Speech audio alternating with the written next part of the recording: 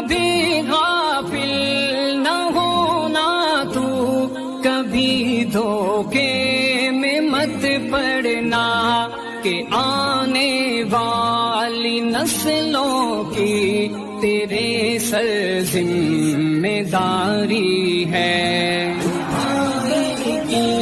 محبت ہے تو بابا کی دلاری ہے۔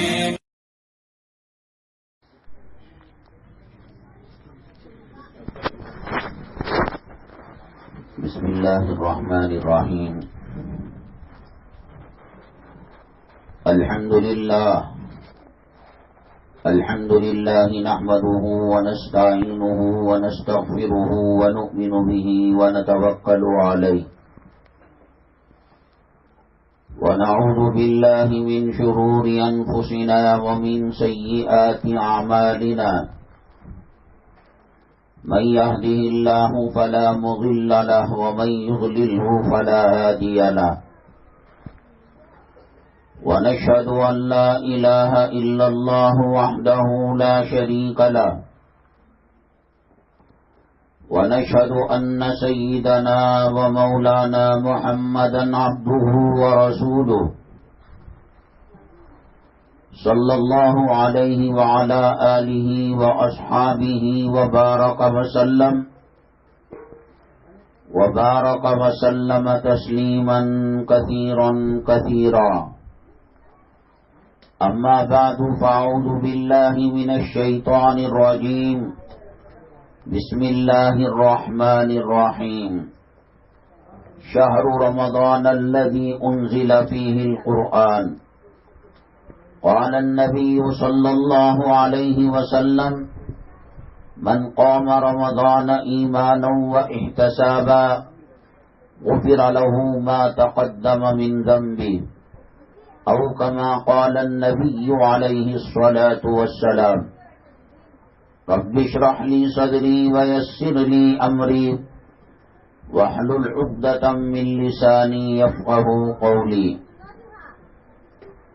اللهم صل على سيدنا مولانا محمد في أول كلامنا، اللهم صل على سيدنا مولانا محمد في أوسط كلامنا، اللهم صل على سيدنا مولانا محمد في آخر كلامنا۔ قابل قدر اسلامی خواتین اور معزز حضرات، اللہ جل جلالہ کا بے پناہ کرم ہے اور احسان ہے۔ اللہ تبارک تعالی آج ہمیں یہاں دین اسلام کی نسبت سے جمع فرمایا۔ اللہ تعالی ہمارے جمع ہونے کو، کہنے کو، سننے کو قبول فرمائے اور دنیا اور آخرت میں کامیابی کا ذریعہ اور سبب بنائے۔ اس وقت پوری دنیا میں اور پورے عالم میں چپے چپے میں مسلمان مظلومیت کی زندگی گزار رہا ہے۔ ہر طرف سے فتنے، مصائب، آلام، دکھ درد کے طوفان ٹوٹ پڑ رہے ہیں تو مسلمانوں پر پڑ رہے ہیں۔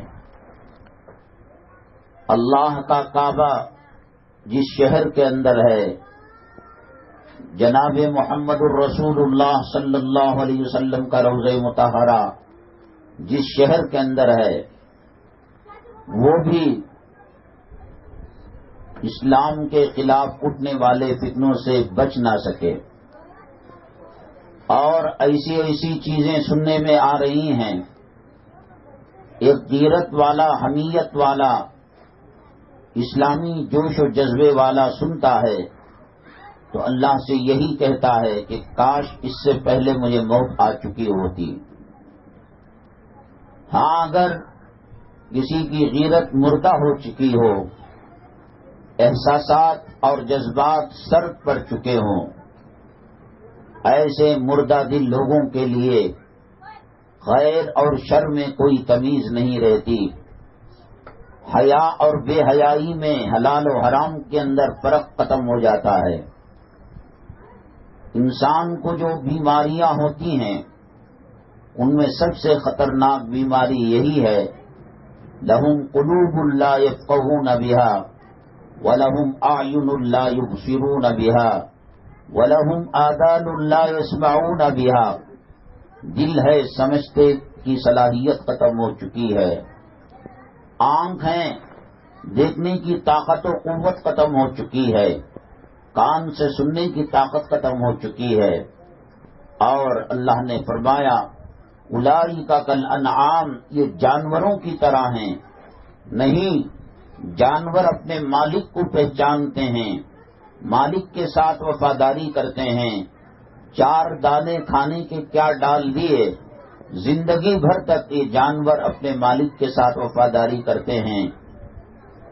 علماء نے لکھا ہے کہ رات میں گھوڑا کبھی بیٹھ کر سوتا نہیں، آرام نہیں کرتا، اور اس کی وجہ یہ لکھی ہے، نہ جانے میرے مالک کو رات کے کس پہر میں میدان جہاد جانے کا وقت آ جائے اور جنگ میں جانے کا وقت آ جائے۔ اس کی اسی وفاداری کو سامنے رکھ کر، اور وفاداری اللہ نے جو اس کے اندر رکھی ہے، اللہ تبارک تعالی اس کے نام سے ایک صورت ہی بنا دی، والعادیات ضبحا فالموریات قدحا، ان کی قسم کھائی، اور پھر اللہ نے کہا کہ ان الانسان لربہ لکنود، بے شک انسان اپنے رب کے ساتھ نافرمانی کا معاملہ کر رہا ہے۔ بہرحال میری مائیں اور بہنیں، یہ پرفتن ایسا دور چل رہا ہے۔ اللہ کے نبی جناب محمد الرسول اللہ صلی اللہ علیہ وسلم نے فرمایا، ایک وقت حالات ایسے آئیں گے کہ زندہ مسلمان کسی قبر کے اوپر ہاتھ رکھ کر کہے گا، کاش میں اس قبر کے اندر ہوتا اور مر چکا ہوتا، اور یہ حالات میرے آنکھوں کے سامنے نظر نہ آتے۔ آخر اللہ تبارک تعالیٰ کی یہ پسندیدہ امت نبی کریم صلی اللہ علیہ وسلم کے صدقے اور طفیل میں اللہ تبارک تعالیٰ نے امت محمدیہ صلی اللہ علیہ وسلم کا مقام بہت اونچا کیا ہے۔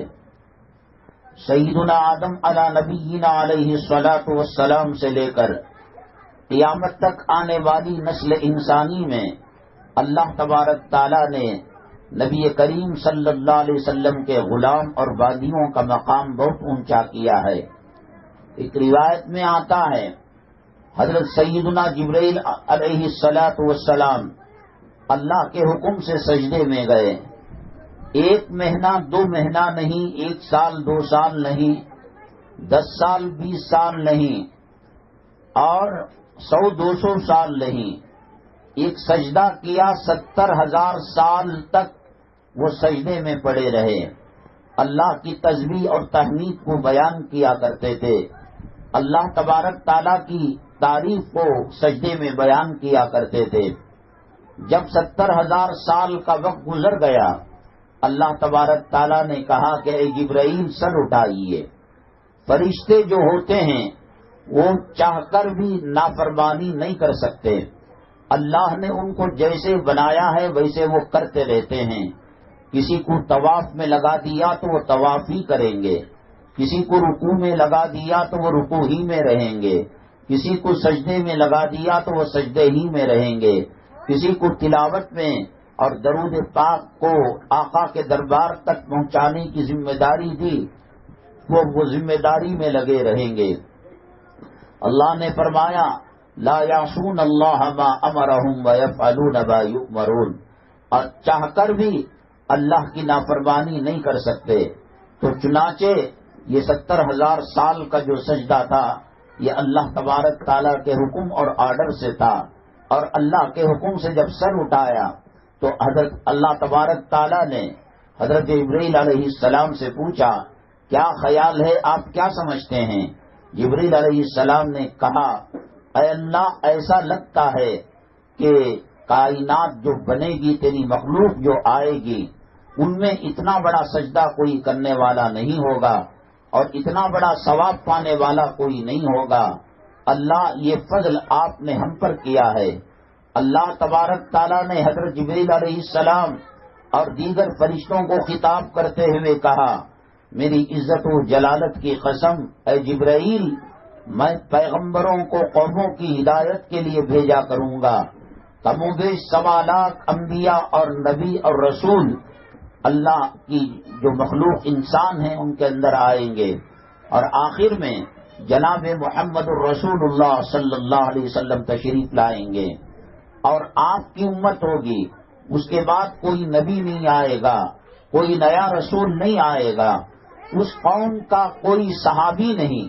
نبی کے صحابہ تھے، اور اولیاء نہیں، ابدال نہیں، اقداب نہیں، پیران پیر رحمت اللہ علیہ نہیں، اور خواجہ اجمیری رحمت اللہ علیہ نہیں، بلکہ اس امت کا ایک گنہگار انسان اگر اپنے گناہوں پر شرمندہ ہو کر توبہ کرتے ہوئے کچھ لمحوں کا سجدہ، آپ تو 70,000 سال سجدے میں پڑے رہے، ایک مرتبہ سبحان اللہ کہا، 2 مرتبہ کہا، 3 مرتبہ کہا، اے جبرائیل میری عزت و جلالت کی قسم، تمہارے 70,000 سال کے سجدے کے مقابلے میں وہ جو امتی گنہگار تھا اور توبہ کر کر سجدے میں گیا، اس کا سجدہ بھاری ہوگا اور آپ کا سجدہ ہلکا ہو جائے گا. امت کے یہ فضائل اور امت کی یہ خوبیاں دیکھ کر کبھی بہت سارے انبیاء نے، نبیوں نے، رسولوں نے اللہ تبارک تعالیٰ سے دعا کی، درخواست کی، اے اللہ ہمارے سر پر نبوت و رسالت کا جو تاج سجا ہوا ہے اور ہمیں جو مقام دیا گیا ہے اور ہماری جو فضیلت کو بلند کیا گیا ہے اور بیان کیا گیا ہے، یہ سب آپ لے لیجئے، اور آخری پیغمبر جناب محمد الرسول اللہ صلی اللہ علیہ وسلم کی امت میں ہمیں بنا دیجئے. اللہ تبارک تعالیٰ نے کسی کی دعا کو نہیں سنا سوائے حضرت عیسیٰ علیہ نبینا علیہ الصلوۃ والسلام کے، کہ ان کی دعا کو اللہ نے قبول کر لیا. دجال کے آنے کے بعد حضرت عیسیٰ علیہ الصلوۃ والسلام آئیں گے، دجال کے فتنے کا خاتمہ کریں گے.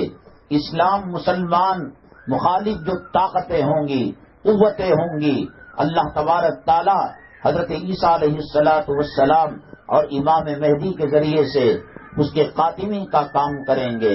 وہ آئیں گے پیغمبر کی حیثیت سے نہیں، نبی اور رسول ہونے کی حیثیت سے نہیں، انجیل والے پیغمبر کی حیثیت سے نہیں، بلکہ ایک عام امتی بن کر آئیں گے. جیسے امتیوں پر 5 وقتہ نماز ہے ویسی نماز پڑھیں گے. حضرت عیسیٰ علیہ السلام کے زمانے میں جیسے روزے تھے اور نمازیں تھیں، ایسے روزے ایسے نماز وہ نہیں پڑھیں گے. نبی کریم صلی اللہ علیہ وسلم نے جو طریقہ بتایا، امت محمدیہ صلی اللہ علیہ وسلم جس راہ پر چل پڑی ہے اسی راہ کے اندر جائیں گے. میری مائیں اور بہنیں، جس امت میں آنے کے لیے پیغمبروں نے دعائیں کی، جس امت میں آنے کے لیے نبیوں نے اور رسولوں نے دعائیں کی، آج اس امت کی حالت کیا ہے؟ کیا ان کی عورتوں کی عزت و آبرو محفوظ ہے؟ کیا ان کے عبادت خانے، مساجد اور مدارس محفوظ ہیں؟ کیا ان کے نوجوان، ان کی آبرو محفوظ ہے؟ ہر طریقے سے آج اسلام کو بدنام کیا جا رہا ہے اور مسلمانوں کو ستایا جا رہا ہے. کوئی کہتا ہے کہ حکومت کے نمائندگی میں مسلمانوں کا کوئی خاص حصہ نہیں ہے، ایم ایل اے کم ہیں، ایم پی کم ہیں. کوئی کہتا ہے کہ ماڈرن ایجوکیشن، عصری تعلیم، اسکولوں کی تعلیم نہیں ہے، اس وجہ سے مسلمان بچھڑ گیا ہے. کوئی کہتا ہے کہ سائنس اور ٹیکنالوجی کے اندر مسلمان بچھڑ گیا ہے اور پیچھے رہ گیا ہے، اس وجہ سے اس کی حالت بدتر ہے. اسکولوں کی کوئی تعمیر کر رہا ہے، کوئی سائنس اور ٹیکنالوجی کے اندر ترقی پانے کے لیے کوشش کر رہا ہے، اور کوئی ماڈرن ایجوکیشن اور عصری تعلیم کے لیے کالج اور یونیورسٹی بنا رہا ہے. حافظوں کے لیے یہ اسکیم ہے، مولویوں کے لیے یہ اسکیم ہے. جن مدارس اور جن مکاتب اور جن اسلامک یونیورسٹیوں میں یہ بھی CD کا سایہ نہیں تھا، آج وہاں سائنس پڑھائی جا رہی ہے، اور یہ سمجھتے ہیں کہ ان ایجوکیشن کے نہ ہونے کی وجہ سے اور حکومت کے اندر مناسب رہبری اور نمائندگی نہ ہونے کی وجہ سے مسلمان دلتوں سے زیادہ بچھڑتا چلا گیا ہے. آپ اللہ کے لیے بتائیں، اس آسمان کے نیچے، زمین کے اوپر سب سے زیادہ حکومتیں کس کی ہیں؟ مسلمانوں کی حکومتیں ہیں. یہ قطر کیا ہے، یہ کویت کیا ہے، یہ دوحہ کیا ہے، یہ دبئی کیا ہے، یہ شارجہ کیا ہے، یہ سعودی کیا ہے. اتنے ممالک دنیا میں کسی اور قوم کے نہیں ہیں.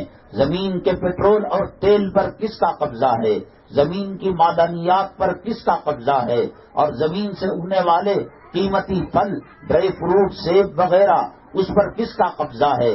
کس میدان کے اندر مسلمان پیچھے ہے مادی اعتبار سے. کالجز ان کے زیادہ ہیں، ایجوکیشن سینٹر ان کے زیادہ ہیں، مال ان کا زیادہ ہے، زمین کے خزانوں پر ان کا قبضہ ہے، تیل اور پٹرول پر ان کا قبضہ ہے. ممالک 55 سے زیادہ مسلمانوں کے ہیں، لیکن پھر کیوں آج مسلمانوں کی حالت بد سے بدترین ہو رہی ہے؟ اور اس کا نقشہ اللہ کے نبی جناب محمد الرسول اللہ صلی اللہ علیہ وسلم نے 1400 سال پہلے کھینچ کر بتا دیا اور فرمایا دسترخوان کے اوپر مختلف قسم کی نعمتوں کو رکھا گیا ہے، اور کچھ لوگ بھوکے ہیں، اور وہ بھوکے دسترخوان پر ٹوٹ پڑ رہے ہیں. کوئی روٹی اٹھا رہا ہے، کوئی بریانی اٹھا رہا ہے، کوئی گوشت اٹھا رہا ہے، کوئی سبزی اور میٹھا اٹھا رہا ہے. ایسا لگتا ہے کہ 15-20 دن ان کو بند پنجروں میں رکھ دیا گیا. یہی حالت اللہ کے نبی صلی اللہ علیہ وسلم نے فرمائی مسلمانوں کی ہو جائے گی. ہر کوئی ان کو برا سمجھے گا. کہاں وہ مسلمان جس کی بات سورج مانا کرتا تھا، کہاں وہ مسلمان جس کی بات ہوائیں مانا کرتی تھیں، کہاں ہے وہ مسلمان جس کی بات دریائے نیل مارا کرتا تھا، کہاں ہے وہ مسلمان جو اپنی نماز کو قضا سے بچانے کے لیے ڈوبتے سورج کو کہا کہ رک جا. وہ سورج رک گیا، اور جب دونوں سلام پھیرے تو وہ سورج ڈوبنا شروع ہو گیا. حضرت سعد رضی اللہ تعالیٰ جب رومیوں پر حملہ کرنے جا رہے تھے، راستے میں سمندر آ گیا، آپ نے تمام کشتیوں کو آگ لگا دی اور دریا کے اندر گھوڑے دوڑائے. کیا دریا میں کوئی راستہ تھا؟ کیا دریا کوئی اور الگ قسم کی تھی؟ وہی دریا تھی. لیکن مسلمان جب اللہ کا ہوا، اللہ کی مخلوق مسلمانوں کی خدمت میں لگی ہوئی تھی. حضرت سیدنا عمر الخطاب رضی اللہ تعالیٰ مسجد نبوی صلی اللہ علیہ وسلم میں تشریف فرماتے، اور حضرت ساریہ کمانڈر ان چیف بن کر، فوجیوں کے رہبر اور امیر بن کر جنگ کا مورچہ سنبھال رہے تھے. پہاڑ کی طرف سے دشمن آ رہے تھے. حضرت عمر الخطاب رضی اللہ تعالیٰ عنہ مڑ کر قبلے کی طرف منہ کر کہا یا ساریہ الجبل، اے ساریہ پہاڑ کی طرف بھی ذرا دیکھو اور پہاڑ کی طرف مورچہ سنبھالو. نہ انٹرنیٹ تھا، نہ بجلی تھی، نہ واکی ٹاکی تھی، اور نہ موبائل تھا، نہ STD ISD تھا، نہ کسی قسم کی ٹیکنالوجی تھی. یہاں سے وہاں تک ہزاروں میل کے فاصلے کے اوپر یہ پیغام کون تھا لے جانے والا؟ ہوا ہماری تابع تھی. ایک مرتبہ نبی کریم جناب محمد الرسول اللہ صلی اللہ علیہ وسلم پہاڑ کے اوپر کھڑے تھے. حضرت صدیق اکبر، حضرت عمر الخطاب رضی اللہ تعالیٰ اور دیگر صحابہ کھڑے ہوئے تھے. آج مسلمان صحابہ کی عظمت کو جانے نہ جانے، قرآن کی عظمت کو جانے نہ جانے، اسلام کی قدر و قیمت کو جانے نہ جانے. جب سے مسلمان استنجا کے لینے والے ڈھیلوں کو عزت کی نگاہ سے دیکھنے لگا اور مٹی پر محنت کرنے لگا، پتھروں پر محنت کرنے لگا اور دنیا میں محنت کرنے لگا، اور اس نے اپنا خدا تجوری کو بنا دیا، مال کو بنا دیا، دولت کو بنا دیا، نماز کو چھوڑ دیا، دین کو چھوڑ دیا، قرآن و حدیث کے طریقوں کو چھوڑ دیا، نبی کی سنتوں کو چھوڑ دیا، تو اللہ تعالیٰ کا عذاب اس کے اوپر مسلط ہو گیا. اللہ کے نبی جناب محمد الرسول اللہ صلی اللہ علیہ وسلم نے فرمایا ان الدنیا خلقت لکم وانکم خلقتم للآخرہ. اے مسلمانوں، ساری دنیا تمہاری غلام بنا کر تمہارے پیروں تلے ڈال دی گئی ہے، بشرطے کہ تم آخرت کی تیاری کرو. حدیث قدسی میں اللہ تعالیٰ فرماتے ہیں جو بندہ اپنا مقصد آخرت کو بنا لیتا ہے، اس کا اٹھنا، اس کا چلنا، اس کا پھرنا، اس کا سونا، اس کا آرام کرنا، اس کا سفر میں جانا، اس کا اپنے گھر میں رہنا، اس کا معاملہ کرنا، سب اعلاء کلمت اللہ کے لیے ہو، اور دین کی سربلندی کے لیے ہو.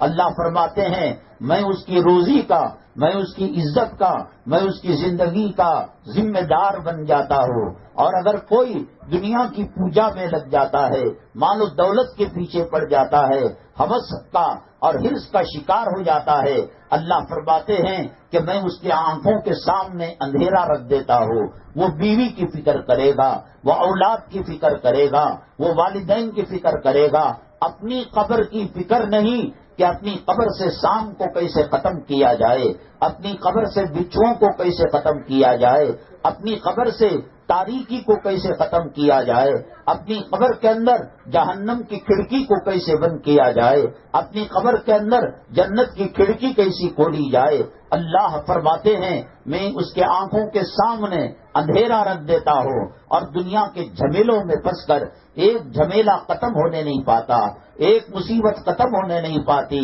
دوسرا جھمیلا شروع ہو جاتا ہے.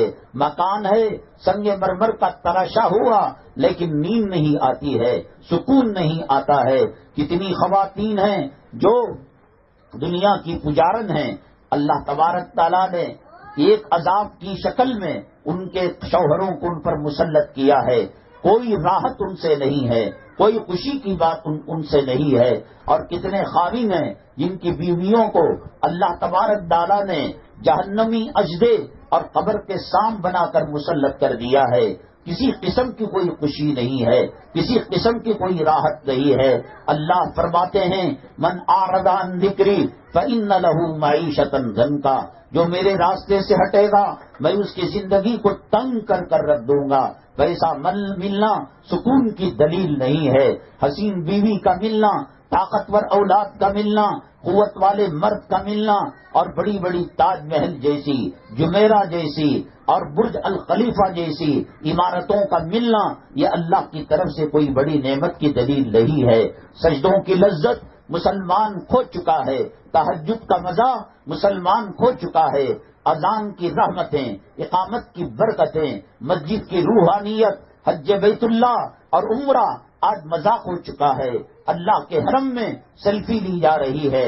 نبی کریم صلی اللہ علیہ وسلم نے فرمایا شرک و کفر کے بعد سب سے بدترین گناہ تصویر کشی ہے. اللہ کا وہ کعبہ، اللہ کے کعبے کی وہ سرزمین جہاں ایک نیکی 1,00,000 کے برابر ہے، وہاں ایک گناہ 1,00,000 کے برابر ہے.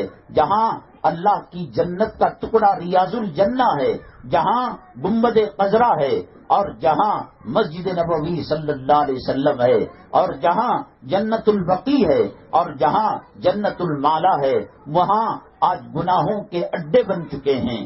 وہاں اللہ کو ناراض کرنے والی چیزیں آ چکی ہیں. مسلمان نے دین کو چھوڑ دیا، مسلمان نے قرآن کو چھوڑ دیا. اللہ نے کہا نسوا اللہ فنسیہم، انہوں نے اللہ کو بلایا اور اللہ تعالیٰ نے ان کو بھلا دیا. کماتا ہے.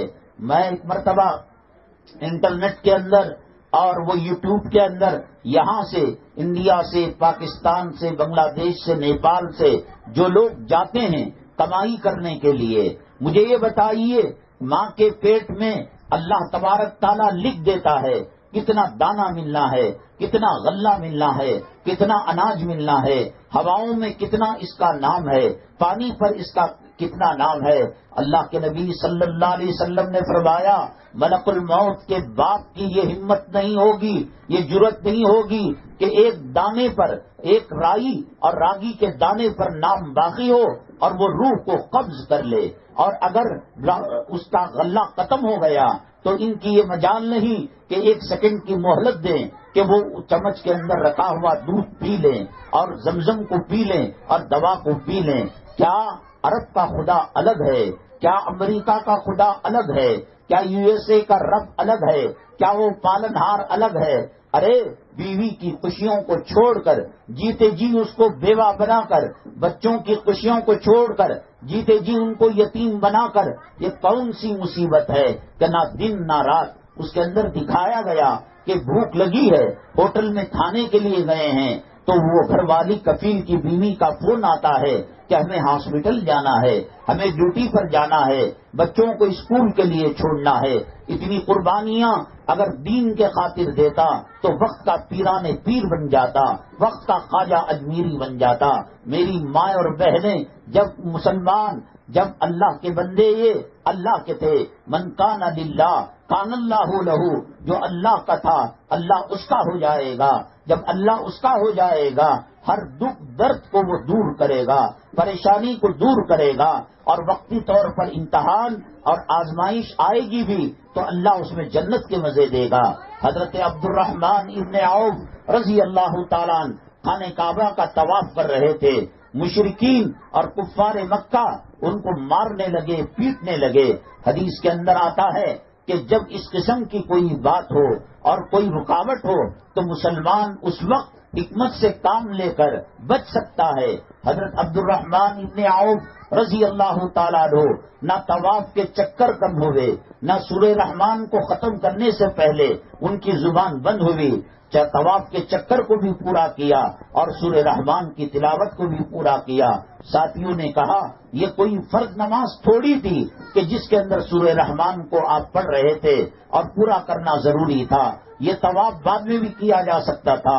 حضرت عبد الرحمن ابن عوف رضی اللہ تعالیٰ عنہ نے فرمایا میں جب تلاوت کرتا، میں جب طواف میں تھا اور لوگ مجھے مارتے، ان ماروں کے اندر مجھے جنت کے مزے آ رہے تھے، جنت کی لذتیں مل رہی تھیں.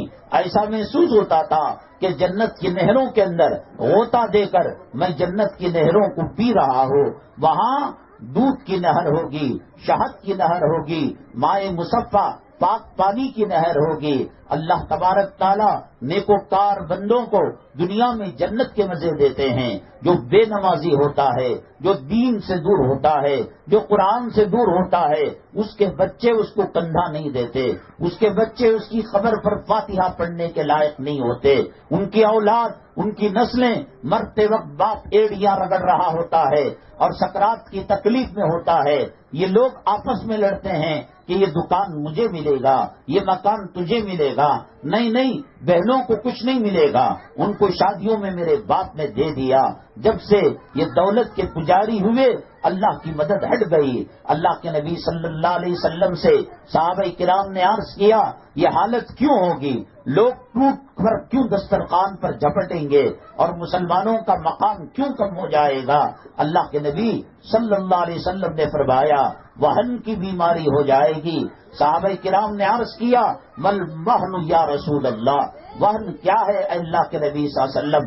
آپ نے فرمایا حب الدنیا و کراہیت الموت، دنیا کی محبت، مال کی محبت، اولاد کی محبت، بیوی کی محبت، خاوندوں کی محبت، زمین کی محبت. ہر کوئی دیکھو ڈسپلے کے اندر خوبصورت مناظر کو رکھا ہوا ہے، پوتری نواسے بچوں کی تصاویر کو رکھا ہوا ہے.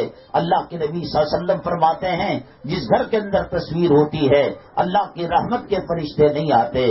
آئے نہ آئے اس کو تو اپنا کام کرنا ہے، خواہشات کا پجاری بننا ہے. میری ماں اور بہنیں، اللہ نے امت محمدیہ صلی اللہ علیہ وسلم کے خواتین کو جو طاقت دی، جو قوت دی، اور اللہ جو پیار کرتا ہے امت محمدیہ صلی اللہ علیہ وسلم سے اور جو تعلق قائم کیے ہوئے ہے، مجھے یہ بتائے کب اللہ نے اس امت کو ناراض کیا؟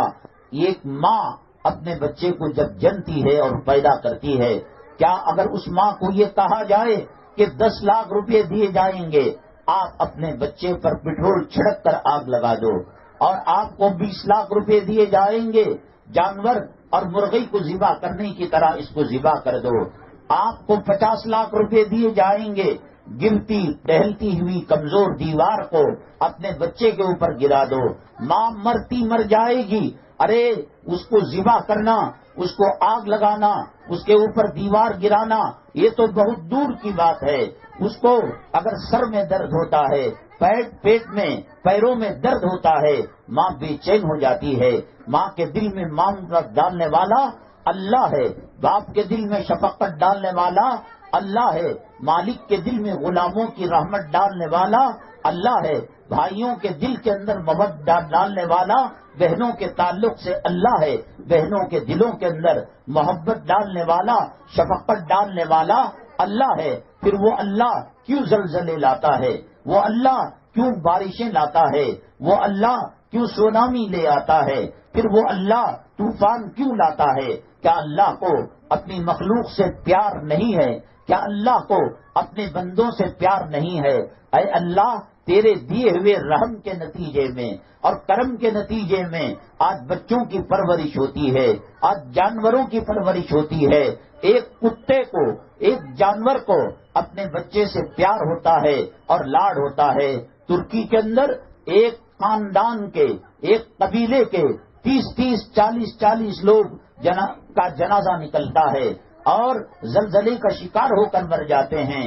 ماں کو باپ جو ہے جنازہ نہیں دے پاتا، بیوی کو خامن جنازہ نہیں دے پاتا، خامن کو اس کے بچے جنازے کو کندھا نہیں دے پاتے۔ یہ کیا ہو رہی ہے صورتحال؟ اللہ نے کہا وَمَا أَصَابَكُم مِّن مُّصِيبَةٍ فَبِمَا كَسَبَتْ أَيْدِيكُمْ وَيَعْفُو عَن كَثِيرٍ۔ اے لوگو، جو بھی مصیبت آتی ہے، تمہارے پیر میں کانٹا چبھتا ہے، پتھر چبھتا ہے، بیماری آتی ہے، تکلیف آتی ہے، یہ تمہارے گناہوں کی وجہ سے ہے، لیکن میں بہت زیادہ معاف کرتا ہوں، اور معاف کر کر پانی جب سر کے اوپر ہو جاتا ہے تو میاں بیوی کو سانپ اور منگوز بنا دیتا ہو، اولاد کو نافرمان بنا دیتا ہو، اور مال اور دولت کی محبت دل میں ڈال کر اس کی زندگی کو اجیرن کر دیتا ہو۔ آج سب کچھ ہے، اللہ کی محبت، اللہ سے تعلق، اذان سے تعلق، مساجد سے تعلق مسلمان کے پاس نہ ہونے کی وجہ سے کیا حالت ہو گئی ہے۔ یہی مسلم خواتین تھی۔ سورہ مجادلہ قد سمی اللہ پارے کی پہلی سورت، اور وہیں سے قد سمی اللہ پارا شروع ہوتا ہے۔ میری ماں، تیرے اندر وہ طاقت تھی، وہ قوت تھی کہ اللہ تعالیٰ سے اپنے موافق فیصلے کو لے سکتی تھی۔ حضرت خولہ رضی اللہ تعالیٰ عنہ آخر عمر کے اندر، بچے جب بڑے ہو گئے، خاوند نے کہا، زہار اس کو کہتے ہیں کہ بیوی کو کوئی کہے تو میری ماں کی طرح ہے، اگر اس طریقے سے کہہ دیتے ہیں تو بیوی حرام ہو جاتی ہے۔ تو جب ان کی جوانی ڈھل گئی اور ان کی جوانی اور حسن کا سورج غروب ہو گیا اور وہ بہت مست ہو گئے تو انہوں نے زہار کر دیا۔ حضرت خولہ رضی اللہ تعالی عنہ روتی ہوئی نبی کریم صلی اللہ علیہ وسلم کے دربار میں گئی اور کہا، اے اللہ کے نبی صلی اللہ علیہ وسلم، بہت پریشان ہوں، بہت دکھ میں ہوں، بہت درد میں ہوں۔ آپ نے پوچھا، بہنا کیا ہوا؟ کہا حضرت خولہ رضی اللہ تعالی عنہ نے کہ میرے خاوند نے مجھے زہار کر دیا ہے۔ ایک ہوتا ہے طلاق، ایک ہوتا ہے خلا، اور ایک ہوتی ہے موت جس سے نکاح ٹوٹتا ہے، اور ایک ہوتا ہے زہار جس میں خاوند اپنی بیوی کو کہتا ہے کہ تو میری ماں کی طرح ہے، نکاح ٹوٹ جاتا ہے۔ اب تک کوئی حکم قرآن میں زہار کے تعلق سے نہیں آیا تھا، حدیثوں میں اس کا تذکرہ نہیں تھا، صحابہ کی زندگی میں کوئی مسئلہ نہیں تھا۔ پہلی مرتبہ جب یہ چیز آئی، اللہ کے نبی صلی اللہ علیہ وسلم نے فرمایا، حرمتی علیہ، تو اس پر حرام ہو گئی۔ حضرت خولہ سر پیٹنے لگی، رونے لگی، اے اللہ کے نبی صلی اللہ علیہ وسلم، ذرا غور کیجئے، کون مجھ سے نکاح کرے گا، کون مجھ سے شادی کرے گا؟ میری جوانی کو کھا گیا میرا خاوند، میرے بچے جوان ہو گئے، اپنی بیویوں کے پیچھے لگ گئے ہیں، کون میری دیکھ بھال کرے گا؟ اللہ کے نبی صلی اللہ علیہ وسلم نے فرمایا، حرمتی علیہ، تو اس پر حرام ہو گئی۔ یہی اب تک کا مسئلہ چلا آ رہا ہے۔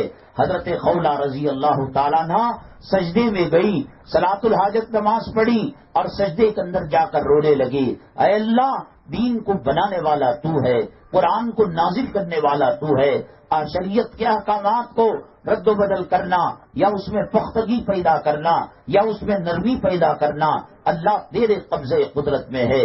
میں بوڑھی ہو چکی ہوں، میری جوانی کا رس ختم ہو چکا ہے، میں معذور ہو چکی ہوں، بڑھاپے کے مرحلے میں میں داخل ہو چکی ہوں، اے اللہ میرے اوپر رحم کا معاملہ کرنا، کرم کا معاملہ کرنا۔ میری ماں آج تو جھنڈوں کے پاس دکھائی دیتی ہے، عاملوں کے پاس دکھائی دیتی ہے، آج مجاوروں کے پاس دکھائی دیتی ہے، مزاروں کے پاس دکھائی دیتی ہے۔ عملیات غلط سلط کرنے والوں کے پاس دکھائی دیتی ہے، اللہ نے تیرے اندر کیا طاقت رکھی ہے، کتنی قوت رکھی ہے۔ ہماری ماں راہ راست پر آ جائے، صراط مستقیم پر آ جائے، خاوند کی محبت دل سے کرنے لگے، خدمت کرنے لگے اور گھر کو سنوارنے لگے، دین کا ماحول پیدا کرنے لگے، اللہ تبارک تعالیٰ قسمت کو بدل دیتا ہے، احکامات کو بدل دیتا ہے۔ ابھی یہ رو کر اٹھی نہیں تھی، اللہ کے نبی صلی اللہ علیہ وسلم پر جب وحی آتی، حضرت جبرائیل علیہ السلام اللہ کا پیغام لاتے تو آپ کے چہرے انور پر پسینہ چمکنے لگتا موتیوں کی طرح، اور جسم میں ایک قسم کی حرکت پیدا ہونے لگتی۔ امی جان عائشہ صدیقہ رضی اللہ تعالیٰ عنہ نے کہا، خولا مبارک ہو، نبی پر وحی آ رہی ہے، جبرائیل کوئی پیغام لائے ہوئے ہیں، وحی آتی ہے تو یہ کیفیت آپ کے اوپر پیدا ہوتی ہے۔ حضرت خولا رضی اللہ تعالیٰ عنہ نے کہا، امی جان بات صحیح ہے کہ وحی آ رہی ہے، لیکن وہ میرے موافق ہوگی یا میرے مخالف ہوگی، وہ زہار کو کینسل کرے گی یا زہار کو باقی رکھے گی، اس کا ہمیں کوئی علم نہیں۔ ابھی اللہ کے نبی صلی اللہ علیہ وسلم کی اہلیہ محترمہ امی جان عائشہ صدیقہ رضی اللہ تعالیٰ عنہ سے بات چیت ہو رہی تھی، حضرت جبرائیل علیہ السلام چلے گئے اور وحی کا وہ مرحلہ ختم ہو گیا۔ اللہ کے نبی صلی اللہ علیہ وسلم نے فرمایا، خولا مبارک ہو، مبارک ہو، اللہ نے زہار کو ختم کر دیا ہے۔ اور اگر کوئی زہار کرتا ہے، بیوی کو اماں کی طرح کہتا ہے، تو وہ روزے رکھ کر یا غلام آزاد کر کر اس کا پورا پروسیس قد سمی اللہ کے پارے میں پہلے رکوع میں اللہ نے بیان کر دیا۔ میری ماں تیرے اندر وہ طاقت تھی، وہ قوت تھی کہ قد سمی اللہ قول التی تجادلک کا، تو جو جھگڑا کر رہی تھی، جو بات کر رہی تھی، اللہ نے سن کر اللہ تعالیٰ تیرے موافق کلام پاک جو ہمیشہ باقی رہنے والا ہے، مشرق مغرب، شمال جنوب، زمین آسمان، جنگلوں بیابانوں، ندی تالابوں اور دریاؤں میں جس کلام پاک کی تلاوت کی جا رہی ہے، اس میں تیری وجہ سے جو حکم بدلا ہے اللہ نے اس کا تذکرہ کیا ہے۔ سیدنا امام بخاری رحمت اللہ علیہ کی کتاب ہے بخاری شریف، کو دنیا کے اندر کلام پاک کے بعد سب سے اونچا مقام ہے، سب سے اونچا مرتبہ ہے، اور کوئی مسلک والے کیوں نہ ہو، بخاری شریف کی عظمت کو، بخاری شریف کی صحت کو وہ دل و جان سے قبول کرتے ہیں۔ عرب میں پڑھائی جاتی ہے، عجم میں پڑھائی جاتی ہے، ترکی والے پڑھاتے ہیں، فارسی والے پڑھاتے ہیں، کنڑا والے پڑھاتے ہیں، تیلگو والے پڑھاتے ہیں۔ اللہ کے قرآن کے بعد سب سے اونچا مقام بخاری شریف کا ہے۔ امام بخاری کو امام بخاری کس نے بنایا میری ماں؟ آج تیرے گود میں پلنے والے بچوں کو تو جنت کے راستے پر چلا نہ سکی۔ بہویں کے تراشنا حرام ہے، گناہ کبیرہ ہے۔ اللہ کے نبی صلی اللہ علیہ وسلم نے فرمایا، لعن اللہ الواصلہ المستوصلہ، یہ بہویں تراشنے والی اور جس کی تراشی جا رہی ہیں اس پر اللہ کی لعنت۔ میری ماں تیری حسن کا راز، تیری خوبصورتی کا راز، تیرے لڑک پن اور بڑک پن کا راز بیوٹی پارلر میں نہیں ہے، تہجد کے سجدوں میں ہے، اللہ کے دربار میں ہاتھ اٹھا کر رونے میں ہے۔ حضرت رابعہ بصریہ رحمت اللہ علیہا مصلی پر ساری رات گزار دیا کرتی تھی۔ ایک دن ان کے بھتیجے آئے اور فجر کی اذان ہو رہی تھی، کہا کہ خالہ جان، پھوپھی جان، یہ کیا ہے؟ پانی کہیں سے برس کر گرا ہے یا لوٹا الٹ کر پانی مسلح تر ہو گیا ہے؟ رابعہ بصریہ رحمت اللہ علیہ نے کہا، نہیں بیٹے، یہ اللہ کے دربار میں آنکھوں سے آنسو کے جو قطرے نکلے ہیں اس کی وجہ سے یہ جانی ماس تر ہو چکا ہے۔ آج اللہ سے مانگنے کی عادت ختم ہو چکی ہے، دولت کے پیچھے، مال کے پیچھے، زمین اور پراپرٹی اور جو ہے سونے چاندی کے زیورات کے پیچھے آج محنت ہو رہی ہے۔ انہوں نے مسلوں کو ترک کیا، اللہ ان کی مرادیں پوری کر رہے ہیں، اللہ ان کی حسرتوں کو پوری کر رہے ہیں۔ حضرت رابعہ بصریہ رحمت اللہ علیہ ایک مرتبہ سالن بنا رہی تھی، پیاز نہیں تھی، ادھر ادھر دیکھا، کہیں پیاز دکانوں میں بھی نہیں مل پائی، کوئی لانے والا بھی نہیں ملا۔ عین اس وقت جب کڑائی کو انہوں نے چولہے کے اوپر رکھا اور تیل گرم ہو گیا، پیاز ڈالنے کا وقت آیا، اللہ تبارک تعالیٰ نے ایک چیل جس نے بازار سے ایک پیاز کو اٹھا لیا تھا، ٹھیک حضرت رابعہ بصریہ جہاں چولہا گرم کر رہی تھی وہاں پر اس نے گرا دیا. اس طریقے سے اللہ نے مراد کو پورا کر دیا. وَمَن يَتَّقِ اللَّهَ يَجْعَل لَّهُ مَخْرَجًا وَيَرْزُقْهُ مِنْ حَيْثُ لَا يَحْتَسِبُ. اللہ فرماتے ہیں جو تقوی اختیار کرے گا, اللہ کا ڈر کو اپنائے گا, اللہ ایسی جگہ سے روزی دے گا کہ اس کو پتہ بھی نہیں ہوگا. امام بخاری رحمت اللہ علیہ جب جو ہے پیدا ہوئے, نابینا پیدا ہوئے, اندھے پیدا ہوئے, میری ماں نابیناؤں کو بینائی دینے والی, وہ مردہ جسموں کے اندر روح کو تو نے ڈالا ہے, قحط سالی کے موقع پر تو نے برسات کو برسایا ہے. مولانا عبدالحق محدث دہلوی رحمت اللہ علیہ فرماتے ہیں کہ دلی کے اندر قحط سالی ہو گئی اور لوگ دانے دانے کے لیے پریشان ہو گئے اور جانور مرنے لگے, انسان خشکی سے مرنے لگے. کئی دنوں سے نماز استسقاء جو بارش کی نماز ہے وہ لوگ پڑھ کر آتے, اللہ تبارک تعالیٰ بارش نہیں برساتا تھا. ایک لڑکا اپنی ماں کو اون کے ہودج پر, اون کے اوپر ایک چھوٹا اسٹیج بنا کر اس پہ بٹھایا جاتا تھا. وہاں سے سفر کرتے ہوئے گیا, کہا کہ یہاں اس میدان کے اندر مسلمان کیوں جمع ہیں, اپنے جانوروں کو کیوں لائے ہیں؟ وہاں کے لوگوں نے کہا کہ دلی میں زبردست قحط سالی ہے اور بارش رک گئی ہے, لوگ دانے دانے کے محتاج ہو گئے ہیں. کہا اگر میں برسا دوں پانی تو تم کیا اللہ کی عبادت کرو گے؟ کیا اگر میں برسا دوں اللہ کی نافرمانی نہیں کرنے کا وعدہ کرو گے؟ تنگ آ چکے تھے.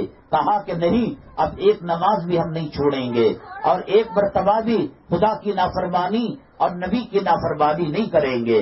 وہ جو خاتون ان کی ماں ہودج میں اور اون کے اسٹیج پر بیٹھی ہوئی تھی, اس کے دوپٹے کا ایک حصہ باہر کو لٹک رہا تھا, اون کو بٹھایا اور دوپٹے کے ٹکڑے کو اپنے ہاتھ میں رکھ کر آسمان کی طرف منہ رکھ کر کہا, اے اللہ, اس نے اپنی عصمت, اپنی جوانی, اپنی شرم, اپنی حیا کی حفاظت کی ہے تیری رضامندی کے لیے. اللہ اس کے صدقے طفیل اور برکت سے بارش کو برسا دے. مورخین لکھتے ہیں ابھی ہاتھ کو چھوڑا نہیں تھا کہ آسمان میں بادل آئے اور بادل برسنے لگے. میری ماں خشک سالی کو بادل برسانے والی تو تھی, نابینا کو بینائی دینے والی. جب امام بخاری نابینا پیدا ہوئے, سجدے میں گئی اور اللہ سے وعدہ کیا, میرے رب تو جس کو چاہے اندھا بنا سکتا ہے اور جس کو چاہے بینا بنا سکتا ہے, جس کو چاہے صحت والا بنا سکتا ہے اور جس کو چاہے مریض بنا سکتا ہے. میں وعدہ کرتی ہوں کہ اگر میں زندہ رہوں تو میرے بچے کو تیری نبی کی حدیثوں کی خدمت میں لگا دوں گی اور اس کو جمع کرنے میں لگا دوں گی. علماء نے لکھا ہے ماں کا سر ابھی سجدے سے نہیں اٹھا تھا کہ امام بخاری کی بینائی واپس آ چکی تھی, ان کے دیکھنے کی طاقت و قوت واپس آ چکی تھی. ماں اپنے آپ کو پہچان, جب قرآن سے تیرا رشتہ تھا, جب نبی کے طریقوں سے تیرا رشتہ تھا, جب تجھے دیکھ کر گھر کے نواسے نواسیاں اور بچے بچیاں کلام پاک کو پڑھا کرتے تھے, جانی مال بچھا کر سجدہ کیا کرتے تھے, تو تیرا گھر رحمتوں کا مسکن تھا, تیرا گھر برکتوں کا مسکن تھا. اللہ کی رحمتیں, اللہ کی برکتیں چھوٹے دونی والوں کے اندر آ جاتی تھی. اب ڈالر بھی آ رہا ہے, اب ریال بھی آ رہا ہے, اب دینار بھی آ رہا ہے, اب درہم بھی آ رہا ہے, اب سونے چاندی کا ذخیرہ بھی آ رہا ہے. نہ مرد خوش ہے, نہ عورت خوش ہے, نہ نانا نانی خوش ہیں, نہ نواسے خوش ہیں, نہ دادا دادی خوش ہیں, نہ پوتری پوتریاں خوش ہیں. یہ جنگل کا میدان بنا ہوا ہے, دیکھنے میں سنگ مرمر کا استعمال کیا گیا ہے, دیکھنے میں راجستھان کے بڑے قیمتی پتھروں کو لگایا گیا ہے, لیکن دلوں میں اللہ نے سانپ اور منگس کی دشمنی کو ڈال دیا ہے. تیرے اندر وہ طاقت کہ نابینا کو بینا بنا دیا, تیرے اندر وہ طاقت کہ خشک سالی کے اندر برسات کو برسا دیا, تیرے اندر وہ طاقت ہے کہ تو مرے ہوئے بچے کو بھی تو نے زندہ کر دیا. حضرت انس ابن مالک رضی اللہ تعالیٰ نبی کریم صلی اللہ علیہ وسلم کی خدمت کیا کرتے تھے. ماں نے بچپنے میں نبی کریم صلی اللہ علیہ وسلم کے حوالے کر کے چلی گئیں, آپ ان کو پالیں, پرورش کریں اور ان کی تربیت کریں. حضرت انس ابن مالک رضی اللہ تعالیٰ عنہ فرماتے ہیں میں اگر یہ واقعہ نہ دیکھتا تو میں خود اس واقعے پر یقین نہ کرتا. گاؤں دیہات کے اندر ایک ایسی بیماری آئی جیسے اب جو ہے کرونا آ کر گیا, ایک کا دوسرے کو لگ رہا ہے، دوسرے کا تیسرے کو لگ رہا ہے. یہ متعدی بیماری ایک گاؤں میں، عرب کے گاؤں میں آئی. ماں نے کہا میرا بیٹا الگ ہے، تنہا ہے، لا کر اس کو نبی کریم صلی اللہ علیہ وسلم کے حوالے کر کے چلی گئی. حضرت انس رضی اللہ تعالیٰ عنہ فرماتے ہیں میں اور وہ بچہ ہنستے کھیلتے ناچتے کھاتے پیتے نماز پڑھا کرتے تھے، لیکن وہ وبائی مرض اور وہ وبائی بیماری جو گاؤں سے آتے وقت اس کو لگ چکی تھی، ایک دن اس کا انتقال ہو گیا. اللہ کے نبی صلی اللہ علیہ وسلم نے وہ زمانہ انٹرنیٹ کا، موبائل کا، پوسٹ آفس کا اور جو ہے میل کا زمانہ نہیں تھا، چیٹنگ کا زمانہ نہیں تھا. کسی طریقے سے خبر ماں تک پہنچائی کہ تمہارا بیٹا مر چکا ہے.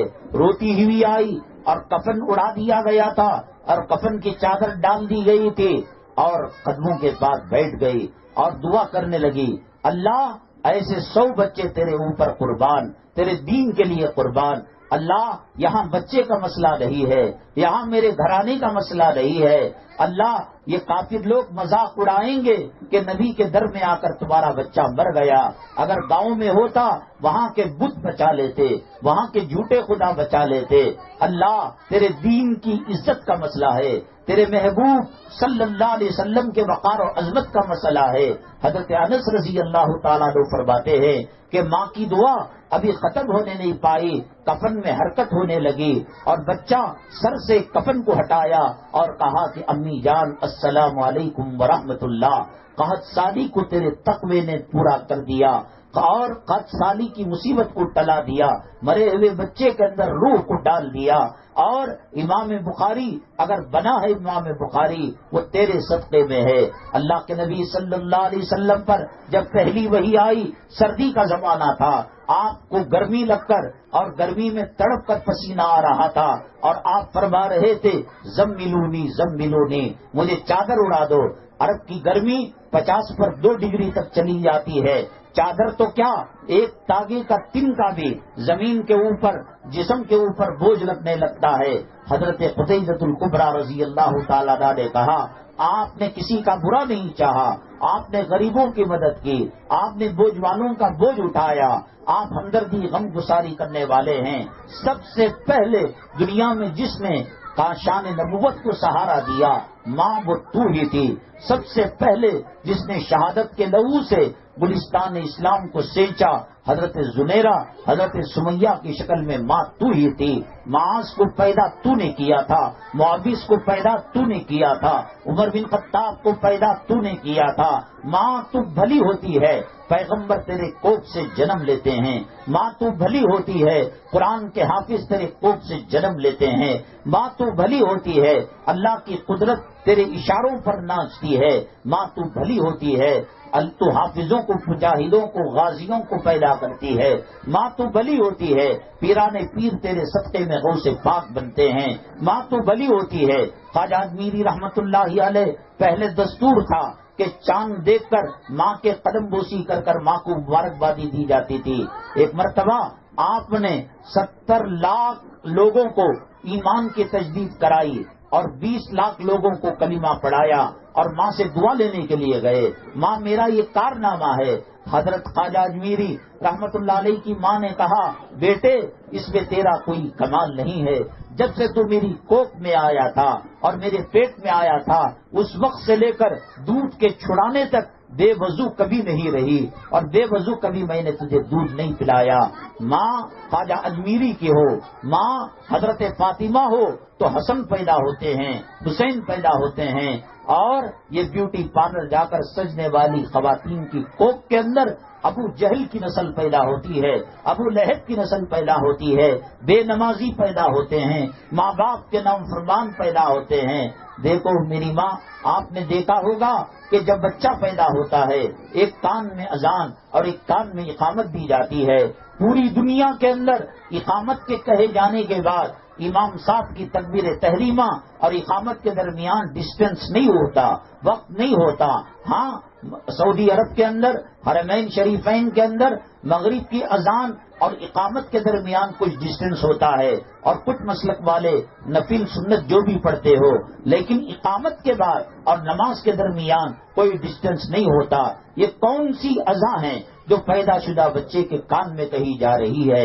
وہ کون سی اقامت ہے جو پیدا شدہ بچے کے بائیں کان کے اندر کہی جا رہی ہے؟ علماء نے کہا یہ نماز جنازہ کی اذان ہے، یہ نماز جنازہ کی اقامت ہے. میری ماں، تیرا، میرا اور پوری دنیا کے لوگوں کا کان کے اندر اذان اور ایک کان کے اندر اقامت کہہ کر موت کا فاصلہ، جنازے کا فاصلہ بتا دیا گیا ہے. آج مالدار خبیث حرام کی کمائی کمانے والا کہتا ہے کہ 50 کروڑ کی میرے پاس کار ہے، میرا بنگلہ ایسا ہے، میری زمین ایسی ہے، میری پراپرٹی ایسی ہے، میرے کپڑے فارین کے اندر سلتے ہیں اور 20-30 لاکھ کا سوٹ میں پہنتا ہوں. وہ کتنا قیمتی ساڑی پہنے، میرے اور جواہرات اور موتیوں سے لدے کپڑے پہنے. موت کا پنجہ جب گڑتا ہے اس کو زمین کے اندر پٹک کر ان کپڑوں کو چھین لیا جاتا ہے اور عزت کے خاطر کفن کی چندی میں لپیٹ دیا جاتا ہے.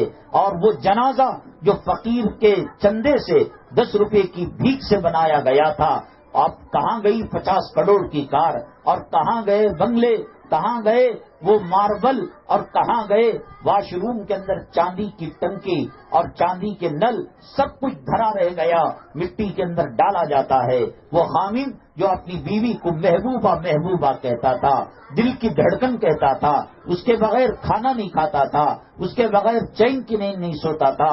لیلا مجنو کے افسانے اور شیری فرحات کے افسانے اور شاہجہاں ممتاز محل کے افسانے یہ بنانے والے میری ماں ان آنکھوں نے دیکھا ہے کہ اندھیری قبر میں چندیوں میں لپیٹ کر تجھے اندھیری قبر کے حوالے کر کر جو وہ اپنی محبوبہ اپنا جان من سمجھتا تھا وہ کچی اینٹیں رکھتا ہے اور 60 ڈھیلے لگ کر منہا خلقناکم وفیہا نعیدکم پڑھ کر وہ ڈھیلے اس کے اندر ڈال دیتا ہے. یہ وہ نماز ہے جو اقامت پیدا ہونے پر کہہ دی گئی. ہماری موت ہمارے نزدیک ہے، ہمارا قبرستان کی منزل ہمارے نزدیک ہے. میری ماں، رمضان المبارک آ رہا ہے، اللہ تبارک تعالیٰ اس میں جہنم کے دروازے بند کر دیتے ہیں، جنت کے دروازے کھول دیتے ہیں، اور روزے دار کی دعاؤں پر 70,000 فرشتے آمین کہتے ہیں. میری ماں، تیری گوک کے اندر امت کی قسمت کو اللہ نے رکھ دیا ہے. اب حالات کا بگاڑنا اور حالات کا بننا تیرے قبضے کے اندر اللہ نے دے دیا ہے. تو بنتی ہے، ملک بنتے ہیں جہاں بنتا ہے، تو بگڑتی ہے. حضرت لوط علیہ السلام کے گھر میں جا کر تو بگڑ جاتی ہے، تو بگڑتی ہے. حضرت نوح کے گھر میں بگڑ جاتی ہے، تو بنتی ہے. فرعون کے محل کے اندر ایسا بنتی ہے کہ اللہ تبارک تعالیٰ سورہ تحریم کے اندر تیرا تذکرہ کرتا ہے.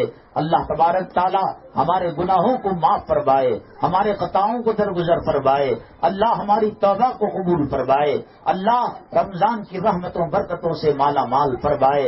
اللہ تبارک تعالیٰ خاص طور سے عورتوں کو شرم و حیا کے دائرے میں رکھ کر تقوی طہارت کی زندگی گزارنے کی توفیق نصیب فرمائے. یہاں الحمدللہ کئی سالوں سے مکتب چل رہا ہے اور بالخصوص صاحب قالا حافظ مولوی ریان صاحب قاسمی کی سرپرستی میں آیا. تعلیم اور بھی بہت عمدہ ہو چکی ہے. رمضان المبارک کے بعد شوال کے اندر انشاءاللہ پھر دوبارہ مدرسہ کھلے گا. بہت مبارک ہیں وہ والدین، وہ گھرانے جن کے بچے کلام پاک سے وابستہ ہیں، اٹھتے بیٹھتے چلتے پھرتے دعائیں پڑھتے ہیں اور اسلام کے راستے پر چلنے کی کوشش کرتے ہیں. اللہ تبارک تعالیٰ اسلام پر ہماری زندگیاں چلائے اور ایمان و اسلام پر ہمارا خاتمہ فرمائے. الحمدللہ رب العالمین والصلاة والسلام علی سید المرسلین وعلی آلہ وصحبہ اجمعین ومن تبعہم بإحسان الی یوم الدین. اللہم ارحم امت محمد صلی اللہ علیہ وسلم، اللہم اصلح امت محمد صلی اللہ علیہ وسلم، اللہم فرج عن امت محمد صلی اللہ علیہ وسلم. سبحان ربک رب العزت عما یصفون وسلام علی المرسلین والحمد للہ رب العالمین.